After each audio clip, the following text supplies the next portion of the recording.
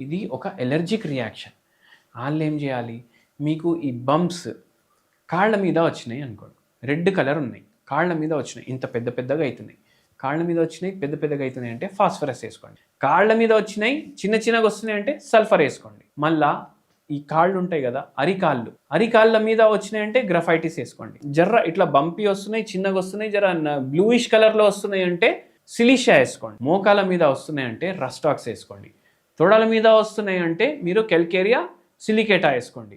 ఏది ఈ allergic reactions బొడ్డు పైన వస్తున్నాయి అనుకోండి, మీరు ఆర్సనికం సల్ఫమ్ ఫ్లేవమ్ అనేసి హోమియోపతి మందు ఉంటుంది, అది వేసుకోండి. మీకు ఛాతీ మీద వస్తున్నాయి అనుకోండి, మీరు బ్రయోనియా వేసుకోండి. మీకు తలలో సబేషియస్ సిస్ట్ అంటారు, అంటే చిన్న చిన్న ఇట్లా కురుపుల్లాగా వస్తాయి, గోక్తే ఏమో బ్లడ్ వస్తుంది, జర ఇట్లా గడ్డలాగా చిన్న చిన్నగా అయిపోతాయి సబేషియస్ సిస్ట్, అవి ఇక్కడ వస్తున్నాయి అనుకోండి తలపైన, యాసిడ్ ఫాస్ఫరికం అనేసి మందు ఉంటుంది, అది వేసుకోండి. మళ్ళీ అదే కాకుండా సడన్గా మీకు చేతుల్లో మంటలు, కాళ్ళల్లో మంటలు ఇవి ఇట్లా వస్తున్నాయి అనుకోండి, మీరు మంట అంటే సల్ఫర్ అని గుర్తుపెట్టుకోండి, సల్ఫర్ వేసుకోండి. ఎగ్జిమా అనేసి రోగం ఉంటుంది.